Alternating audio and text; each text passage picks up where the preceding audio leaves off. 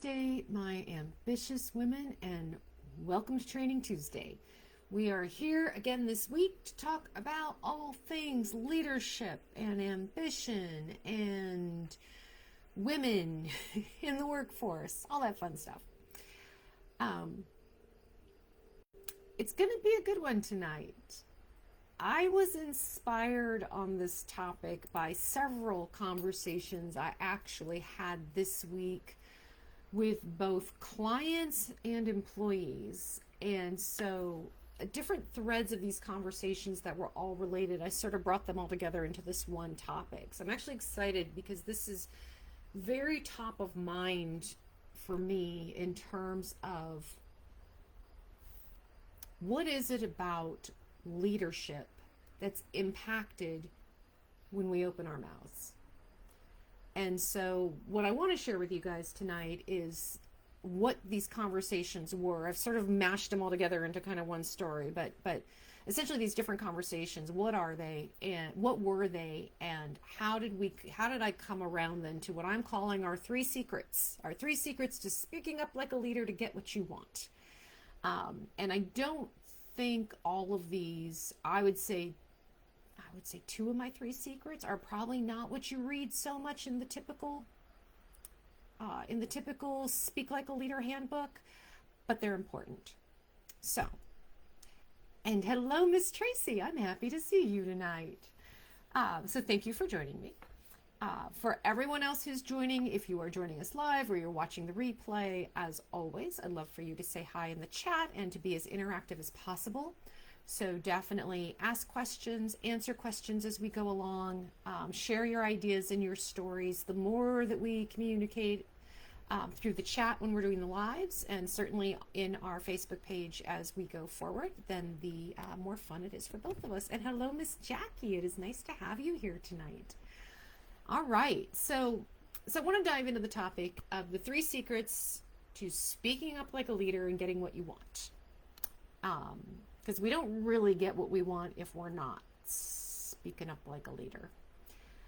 So the conversations that I had this week, and like I said, it was with kind of a mix of employees as well as coaching clients, a couple of themes came out. One of the themes was this whole, oh my God, I'm working so hard. And the thread was, I'm working so hard, I should be rewarded. And why doesn't everyone else recognize I'm doing all this hard work? Why aren't they rewarding me for this? The second thread was, but I'm picking up all this extra work. I'm picking up all these extra I'm doing more than I was expected to do. Why am I not being appreciated for this? Why is this not being recognized? And the third thread was, but I'm doing it all. I'm doing everything. Like, it all falls apart if I'm not here to do all the pieces. And it all came back to, with each one of these conversations, it came back to, I'm not getting the recognition, I'm not getting the respect, I'm not getting, when I asked specifically, what does recognition look like to you? The most common feedback I got was a pay raise and a title raise. Okay. So that leads me to, I get what the pay does for you. Tell me what the title does for you. And that's where we run into the biggest misconception of all, right? A lot of us think that we're not a leader until we get the title of leader. Well, I'm not a manager, I'm not a director until they tell me that, until I have it in paper, and then I can justify to the rest of the world that I am in charge. And what we often learn once we get those titles is they make absolutely no difference to our leadership ability. What you learn to separate out is that your title has nothing to do with whether you are a good leader or not, with whether you're showing up as a leader or not. So let's talk about leadership communication. The question I asked these women when they did I'm working so hard, I'm doing these extra assignments, I'm trying to do everything, I'm doing everything, was, well, is it all being done well? This extra hard work you're doing, these extra assignments you're picking up, like, how well is your work coming across? And for most of them, it was like, actually, I'm struggling. I'm struggling to produce good work because I don't have enough time and I don't have enough energy and I'm so stressed out.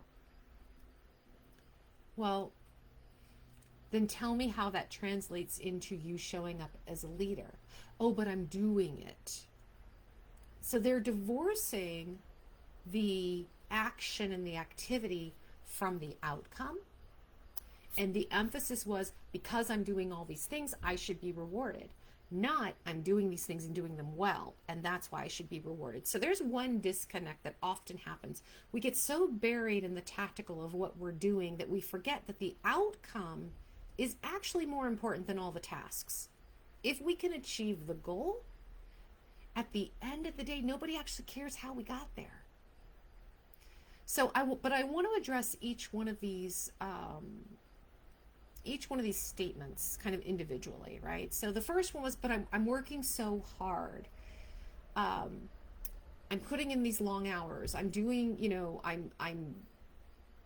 I'm doing things. Like, I'm clearly getting tasks done. It's hard work and I'm doing it all. The question I had asked the person who had mentioned this was, okay, but I know that you were told also to focus on these 3 priorities and to let everything else go. So what happened? And the response, well, I couldn't drop everything, because this had to happen and that had to happen. And I actually didn't get much progress done on those 3 priorities because I had all these other things. So sometimes even when we're told, forget the other things, focus on the big thing, we're still so caught up in the little things because the little things are easy for us to be successful at. The little things are the things we know we can clear off the plate, that we actually end up avoiding the big things that actually matter. And so the result is that here we are 2 months later in my conversation with this particular woman, and she didn't focus on the priorities. She didn't focus on the things that were important for her achieving her goals. So not only has she not made forward progress on the big stuff that mattered, but she's burnt out, stressed, fatigued, and producing mediocre work. And yet the concern was still, but I'm not getting a promotion, I'm not getting a raise, and I'm doing all this work. Is it unfair though? If what's being showcased isn't the important work, but the busier stuff.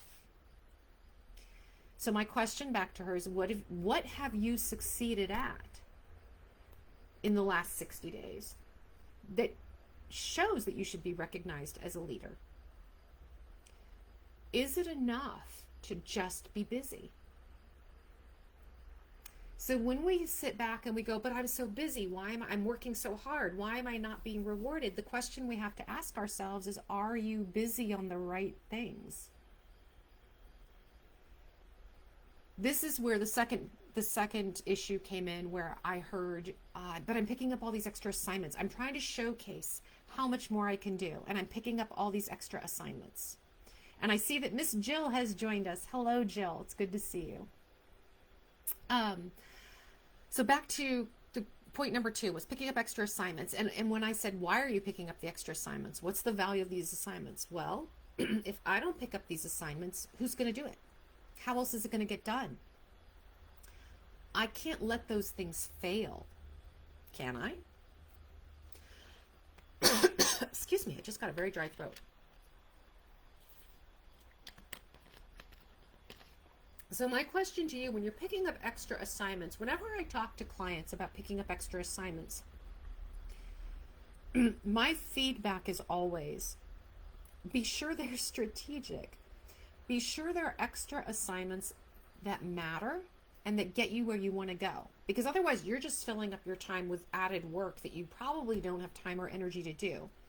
And if there's no true benefit to you and your goals, all you're doing is helping somebody else not do their work. That's really all it is. We need to flip our perspective, because when you think about the successful leaders you know, how many successful leaders, and I mean the ones that you look up to, that you admire, somebody at work who's, if not one, at least 2 or 3 levels ahead of you, how much are they focused on doing all the things? Doing all the things and without support. They're not. Leaders I don't look at it as they fail, but they choose where they're going to succeed. Leaders do not pick up extra assignments for the sake of being busy and just being visible. They pick up extra assignments with the idea that this particular project, this particular initiative is helping me further another goal of mine, whether it's a personal ambition goal or whether it's a company goal. But they don't add things on just to be seen and just to do work to show everybody they can. The really smart, really successful leaders actually let things drop that they know in the long run don't really matter, don't make that much of an impact. So it's not that they fail, although you could look at it that way. They choose to fail on some things. It's more that they choose specifically where they're going to succeed. And then to that comment of, but I'm doing it all, I'm doing everything. Why don't they recognize that? Well, partly they don't recognize it because you are doing it all. If you're in one of those situations where you're tackling everything, there's two things that happen typically in that scenario. Either you're tackling everything, but you're struggling so much to get it all done that everything's mediocre, right? Nothing's really working well. So things are just kind of crawling along bit by bit, task by task. And so the people who are watching you, they don't see leadership because they don't see success. Yeah, they see activity. Yeah, they see motion, but they don't see results. So what are they rewarding? Busyness? The other thing that could happen in this situation is you are being successful. You are doing all the things and you are stellar. But what then they don't see is, what are those results costing you? Because they are costing you. If you are doing all the things and you're successful, it's costing you peace of mind. It's costing you a sense of time for yourself, for your family, for your friends. It's costing you a little piece of you if you are doing all the things and doing them well to the point where you are stressed. It's also potentially costing you your promotion.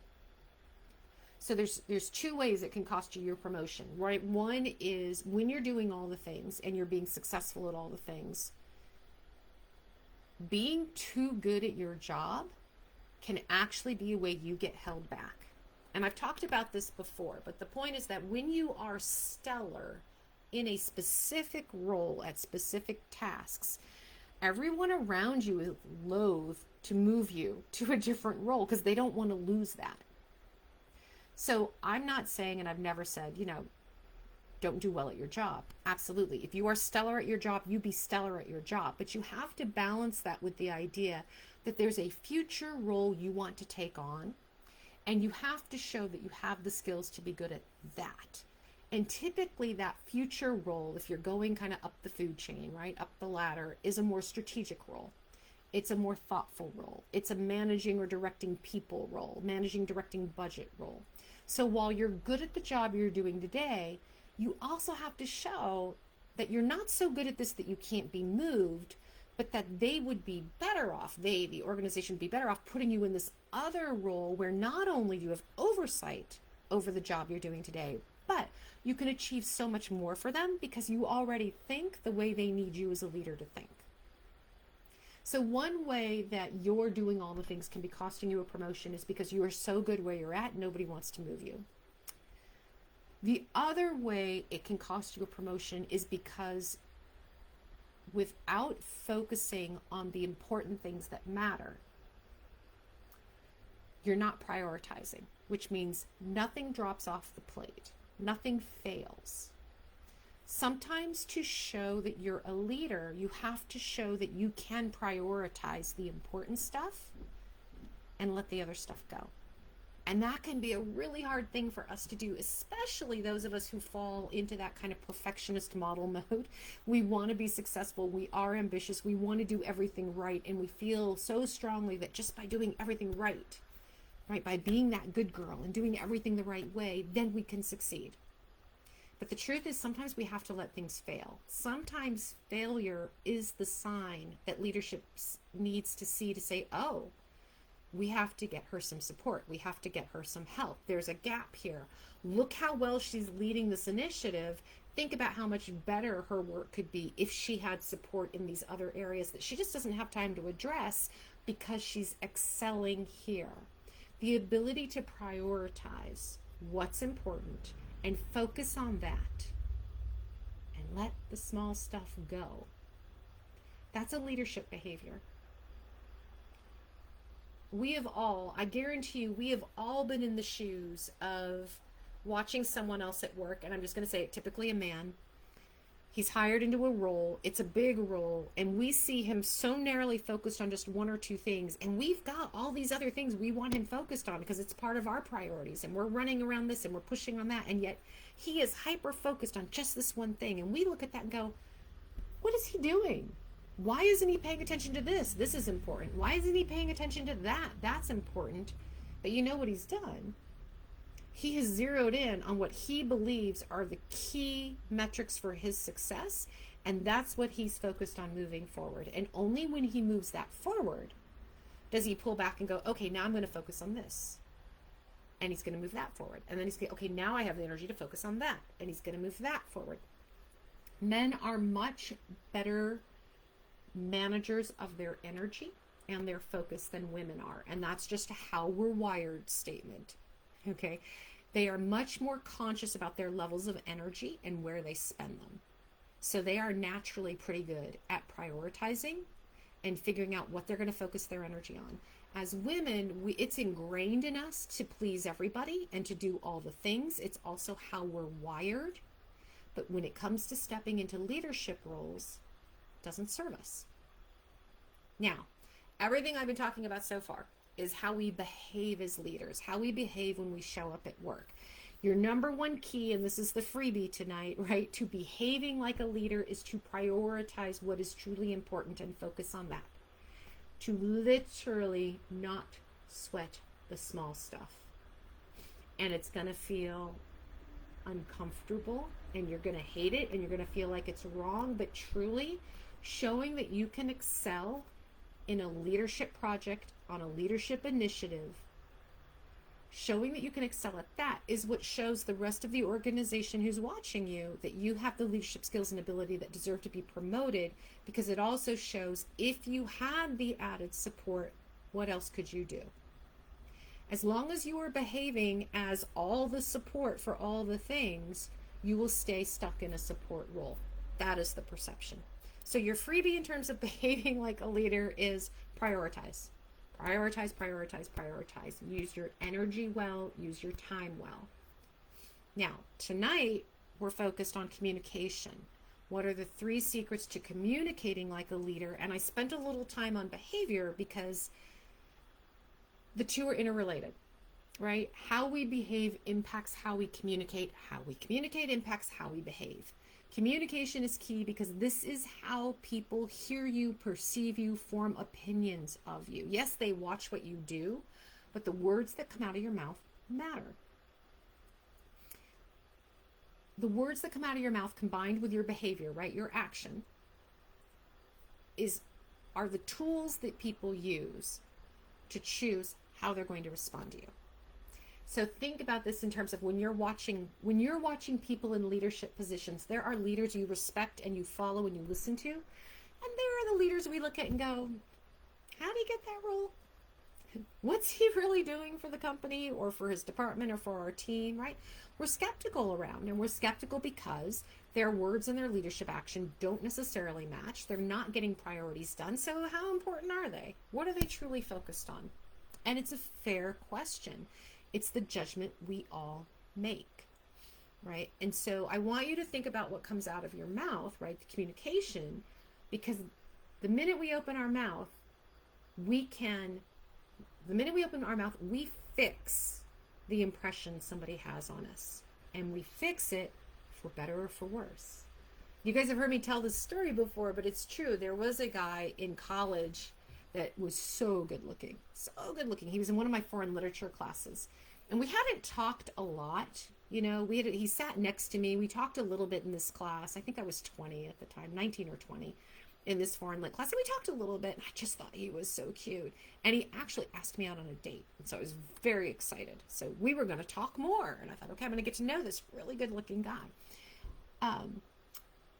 So I think he asked me out on like a Tuesday. We were going to go out on Friday. It was a Tuesday, Thursday class. So Thursday in class, again, foreign literature class. And the professor says, is talking about, we were reading Socrates and Plato.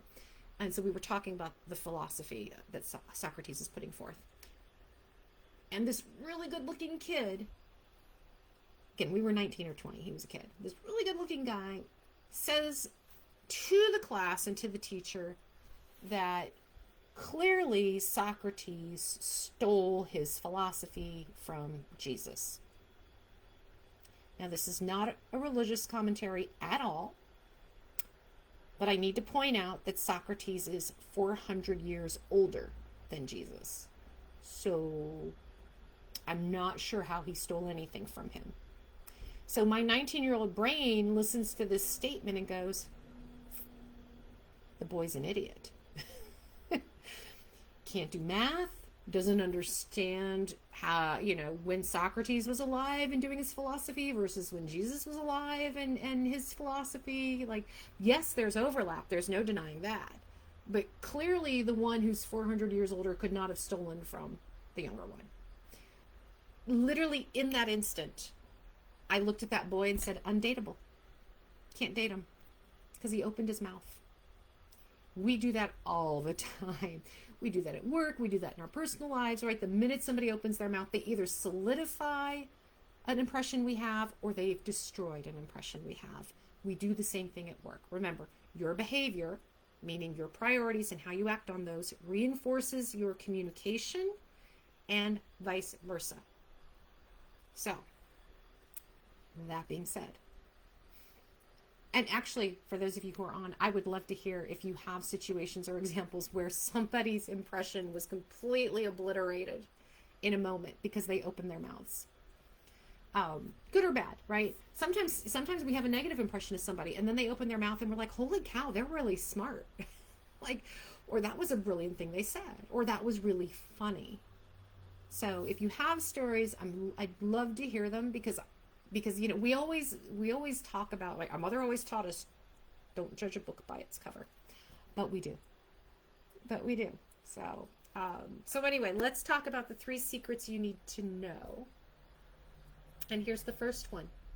The first secret when it comes to your communication as a leader is to recognize that you have influence. To recognize that when you open your mouth, it matters. Whether you believe it or not, whether you feel it or not, people do hear what you say. So the key is you need to be aware of how your words impact other people. And there's 3 buckets under this. You have influence. There's 3 buckets under your having influence I want you to think about. The first one is negativity. The negative words, mean words, belittling people, embarrassing people, pointing out how wrong they are. When we do that, it reflects more on us than it does on them. If somebody's made a mistake and we are going after them for that mistake, well, the truth is they made a mistake and everybody knows that. And everybody can make their judgment about what that mistake says about the person. But when we pile on top of that, or when we call it out, right, to call attention to it, in a way that is really solely designed to make that person feel small, that says volumes about us as a leader. And truthfully, there's never a need for it. As a leader, there is never a need to put yourself in the position of belittling someone else or of making someone else feel small, even when they deserve it. And trust me, I have worked with people, and I continue to work with people who are flat out jerks and bullies. But I never want my perception as a leader to be down on their level. That's not who I am. That's not who you are. So we have to catch ourselves, because sometimes that stuff slips out. When somebody makes us mad, right? When somebody triggers us or pokes the bear, that stuff can come out. But you need to remember, you have influence, and your negative words reflect on you, not on the person you're addressing.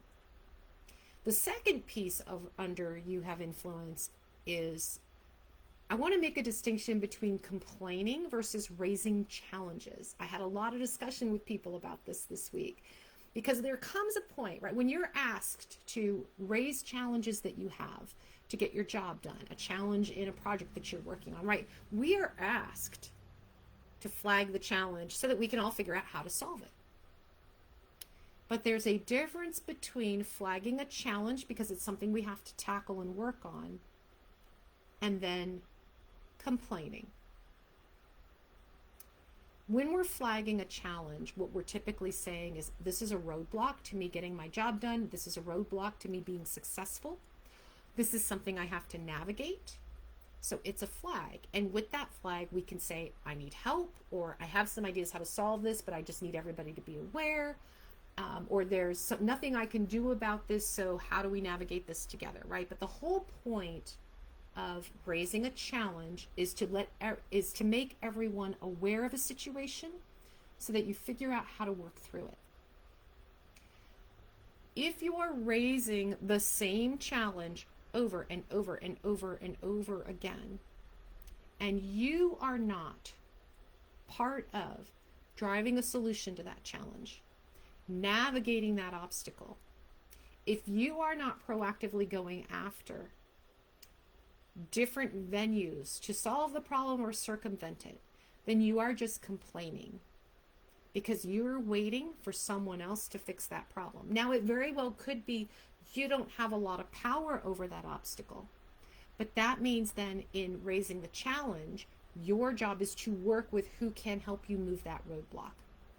And if you can't get them to help you move the roadblock, what do you do to circumvent it? Those are all still in your bailiwick. And maybe part of what you do to circumvent it is to simply say, and again, this is raising the challenge, if this isn't solved, this doesn't happen. Complaining is when we repeat what was a challenge over and over and over again without either coming up with a solution, without being part of the solution, or without flagging the condition, the ultimatum. If this is not solved by this party by this time, we fail. That can be part of making it a challenge and not a complaint. It's just being being clear about what you mean.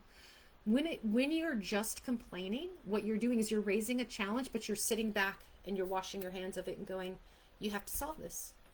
You have to solve this. You should solve this. And that falls a little bit into the negative word category where we're making it somebody else's issue.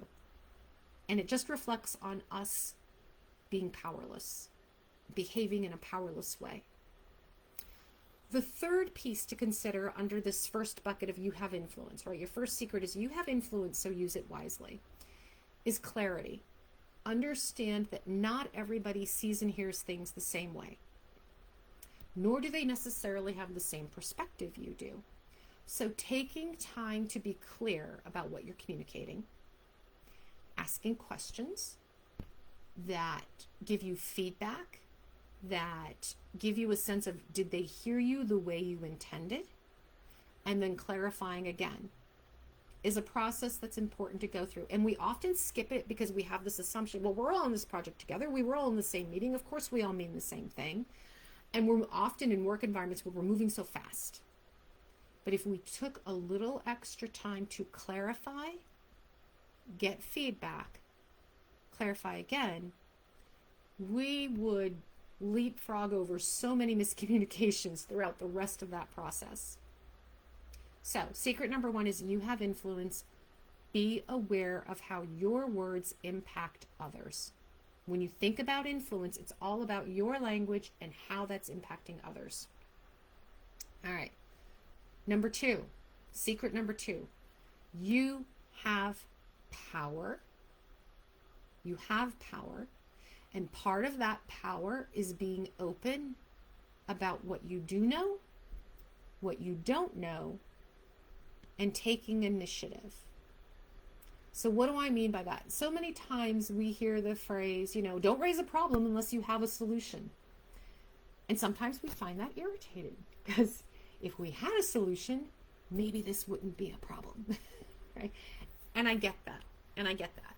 But so many times we jump into, we have a problem mode and we haven't thought through what's the solution. Not necessarily what's the solution, but what's a solution. When you do training on executive communication, one of the things that they will tell you, and this is in almost every executive communication course, right, is you come up with a solution and you try to come up with more than one. So part of you have power, so show up with your leadership initiative, is to practice the phrase, here's my challenge, right? Previous point, here's the challenge. If it were up to me, here's how I might solve this. And you might have one idea. You might have 2 or 3 ideas. Here's how, if I didn't have you, my boss, or you, the rest of the team, to consider in this, here's how I would approach this. So you do come up with a solution or a couple of solutions. And even if they're not fully baked solutions, you come up with ideas of how would I approach this? If I were the only person in the world left to solve this problem and I had to solve it by myself, what would I do? And that's what you take to your boss, to the executive team, to your team, to the rest of the committee, whoever it is. What you take to them is, we have this challenge. Here are 1 or 2 ideas I was thinking about for how we might approach this. Does not have to be a fully baked solution. What you're sharing is your power around, here's what I know and here's how I'm thinking about it. And then you open the door to the rest of your team or your boss or the executive team to say, here's how I'm thinking about it. What am I missing? What have I not thought about that your experience, your knowledge, your intuition tells you we need to think about as we solve this problem? Now, what you're doing in that move is 2 things. You're establishing your power, your knowledge, and your leadership initiative by saying, I've thought this through. Here's what I've thought about. You're also showing not just some vulnerability around, hey, I don't have all the answers, but you're inviting them in to the solution so that whatever you do come up with, they're bought into it, they're vested in it as well. What am I missing? What can you think of that I haven't thought of? What do you think about this solution? We are often hesitant to share our ideas with other people because we're worried they're going to think we're stupid. They're going to think we didn't figure it out. They're going to think there was something else I should have known. I should have known.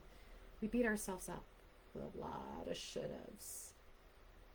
But the truth is, by acknowledging I may not have thought of everything, we're inviting someone else to help not only solve the problem, but we're inviting them to step up and lead too. We're inviting them to show their skills, their knowledge. And guess what? Subconsciously, they love you for that. They love you for that opportunity. And that's what makes you a leader.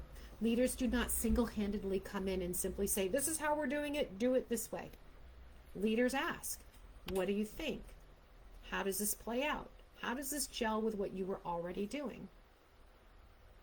Most of the leaders you likely respect and admire have asked your opinion at some point, have listened to your opinion at some point.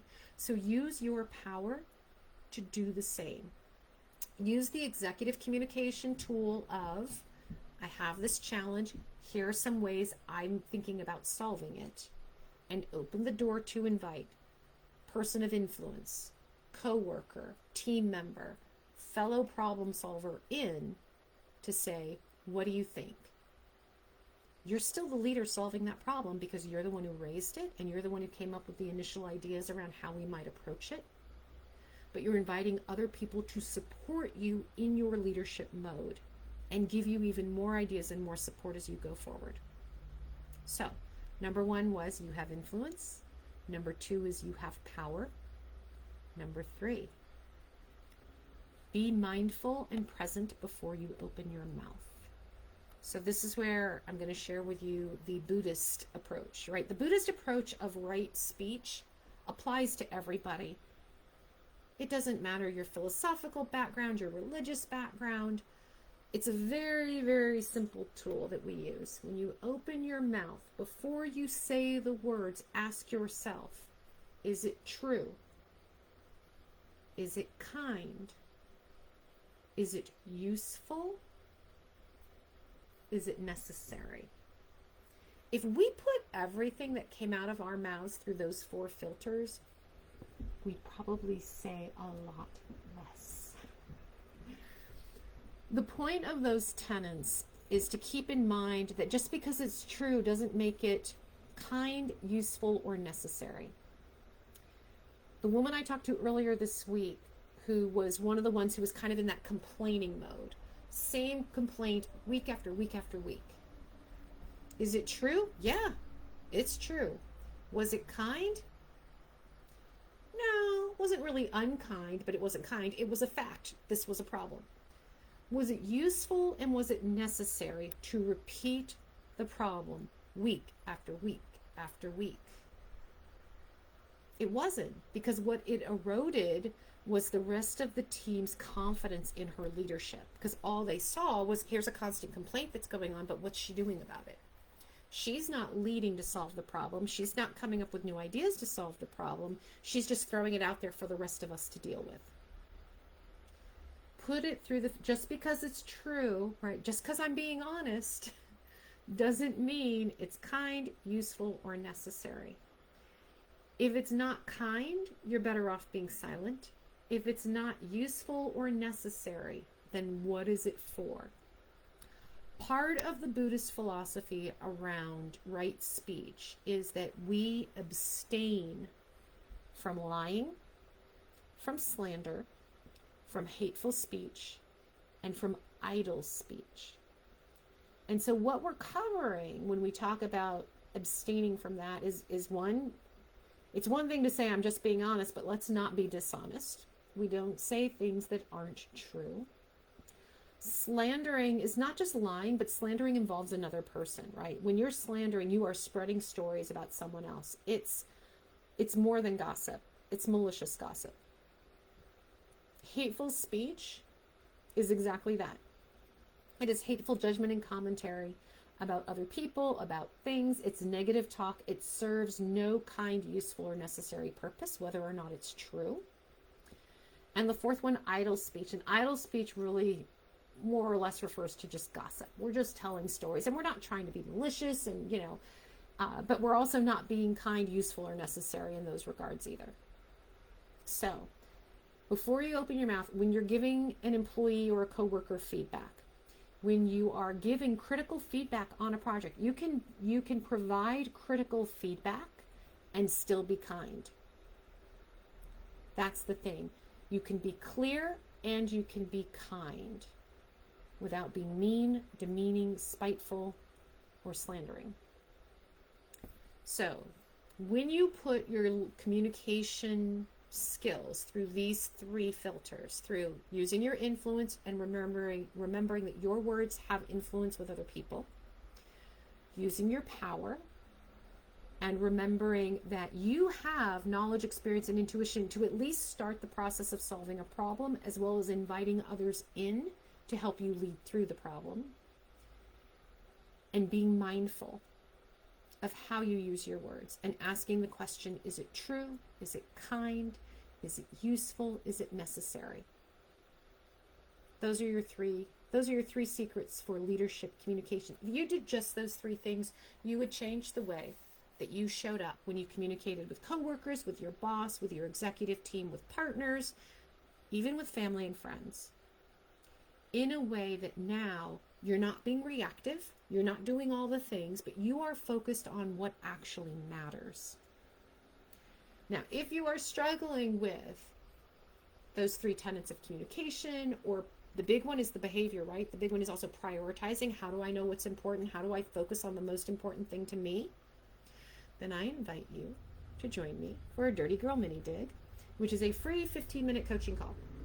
And in the Dirty Girl Mini Dig, we do exactly that. We do a little mini dig into whatever challenge you're working on, and we figure out one tool, like one step that's going to get you closer to your goal of leading with power, of leading with influence, of leading with thoughtfulness and mindfulness.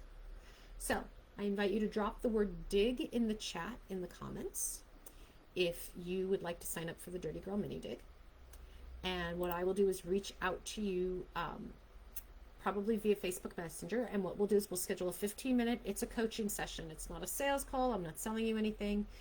This is one way for me to thank you as being part of this community and being part of this group, to spend a little time getting to know you and helping you get one step closer to your goal. Whatever your goal is in terms of your career, your leadership skills, any of that. Just drop the word dig below. Let's spend a little time on the phone. Let's get you moving in the forward direction that you want to go in for yourself. So thank you for joining me tonight for Training Tuesday. Always a pleasure to be with you, ladies. You were quiet tonight, but I always love having you here. So drop any questions, comments in the chat. In the meantime, keep in mind the 3 secrets for speaking up like a leader and getting what you want. It is all about influence, power, and mindfulness. And I will see you next Tuesday. Have a fabulous night, ladies.